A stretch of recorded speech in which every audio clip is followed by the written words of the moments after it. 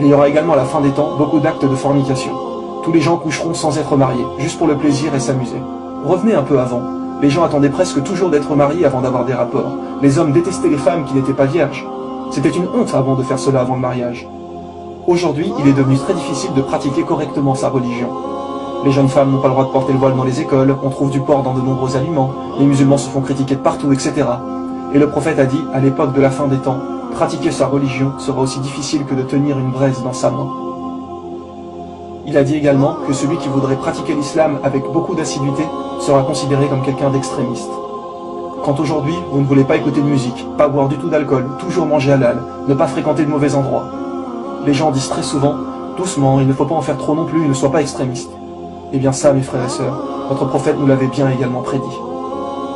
Parmi les signes de la fin du monde, on accusera l'honnête de trahison et on fera confiance aux traîtres. Et ceux qui gouverneront le monde seront ceux qui le mériteront le moins. Les liens familiaux seront rompus.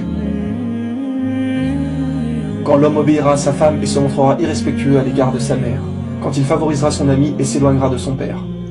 Nous le voyons également tous les jours, malheureusement. Les forces de police et de sécurité se multiplieront. Ne voyons-nous pas de plus en plus de policiers autour de nous?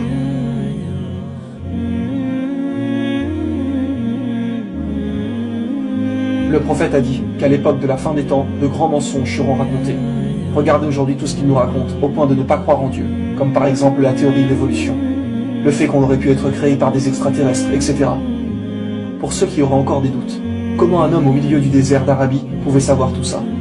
Comment pouvait-il nous donner autant d'exactitude sur l'époque dans laquelle nous vivons? Le prophète a dit, à l'époque de la fin des temps, les grandes distances seront parcourues en un court laps de temps. Et qu'avons-nous aujourd'hui? Les voitures, les TGV, les avions, etc. À l'époque du prophète, les gens ne se déplaçaient qu'en chameaux ou en chevaux. Qui pouvait imaginer le moteur à explosion, l'électricité, etc.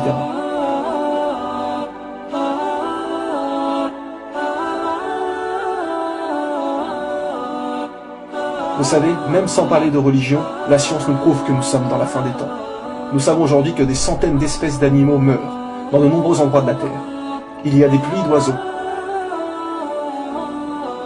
des milliers de poissons que l'on retrouve morts à flotter dans l'eau, dû principalement à la pollution. Le réchauffement climatique, 55% de la calotte glaciaire a fondu entre 2003 et 2008. L'économie ne cesse de chuter. Les scientifiques le disent, que la Terre ne pourra pas tenir encore longtemps comme cela. Une guerre est sur le point d'exploser, quand nous voyons ce qui se passe dans les pays arabes, Syrie, Égypte, etc. Et rappelez-vous que jusqu'ici, nous avons mentionné que des signes mineurs. Et ceux-ci sont tous arrivés en une cinquantaine d'années environ, car le prophète a dit qu'une fois le premier signe majeur arrivé, ces signes majeurs se suivraient tels les feuilles qui tombent d'un arbre, donc très rapidement. Et quel est le premier signe majeur?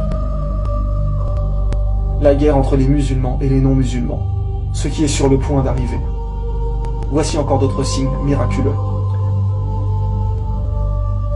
Le prophète a dit que les signes majeurs n'apparaîtront pas avant que des montagnes à la Mecque n'existent plus. Aujourd'hui, avec tous les travaux qui s'y passent, ils ont rasé des montagnes pour construire des bâtiments. Des montagnes qui existaient encore il y a quelques années, qui ne le sont plus aujourd'hui. Qui pouvait savoir il y a 1400 ans que des montagnes seraient détruites? À l'époque, il n'y avait aucune technologie pour faire cela. Les gens auraient pu douter de ce que disait le prophète, mais aujourd'hui, nous avons la preuve de ce qu'il a dit. Il a également mentionné que si vous voyez la Mecque trouée, c'est que la fin des temps est proche. Encore une fois, sans la technologie actuelle, personne n'aurait pu faire des tunnels comme nous le voyons aujourd'hui. Personne n'aurait pu trouer la montagne partout comme cela. Le prophète sallallahu alayhi wa sallam a également parlé de construction d'immenses bâtiments à la fin des temps. Nous le voyons partout aujourd'hui dans les grandes villes du monde. Mais à la Mecque aussi. Saviez-vous que cette tour est le deuxième plus grand édifice au monde? Il a dit que lorsque vous verriez les bâtiments atteindre le sommet des montagnes, c'est que l'heure aura alors projeté son ombre. Et nous savons que pour certains hadiths, s'il y a une raison valable, il peut être pris métaphoriquement. Donc la parole qui disait que l'heure aura alors projeté son ombre, les gens pensaient que cela voulait dire que la fin des temps était vraiment très proche. Seulement depuis 2012, nous avons la tour de l'horloge qui projette son ombre sur la Kaaba. Et comment appelle-t-on l'horloge en Arabie Saoudite? As-Saha, qui veut dire l'heure. Donc en réalité, c'est à prendre littéralement. L'heure projette son ombre sur la Kaaba. Rendez-vous compte de la précision des choses. Le prophète nous a tout dit, pour que nous comprenions et sachions que la fin des temps est très proche. Pourquoi ont-ils construit cette tour? Certaines personnes se diront. Mais sachez que ceux qui gouvernent l'Arabie et qui l'ont fait construire ne sont pas du tout des gens bien. Nous ne critiquerons pas plus par principe. Mais depuis maintenant plus d'1 an, l'heure projette son ombre sur la Kaaba. Mes frères et sœurs, nous sommes tous témoins des signes de la fin des temps. L'intérêt de cet épisode n'est pas de faire peur aux gens. Nous devons faire confiance en Allah. Oui, l'heure est effectivement proche, mais seul Allah en connaît la date exacte. Le but de cet épisode est de vous rappeler que le jour du jugement arrive à grands pas. Ainsi que bien évidemment notre mort à tous. Alors mes frères et sœurs, faites le maximum, donnez tout ce que vous pouvez, délaissez vraiment les péchés. Ne nous laissons pas tenter par cette vie qui est sur le point de disparaître,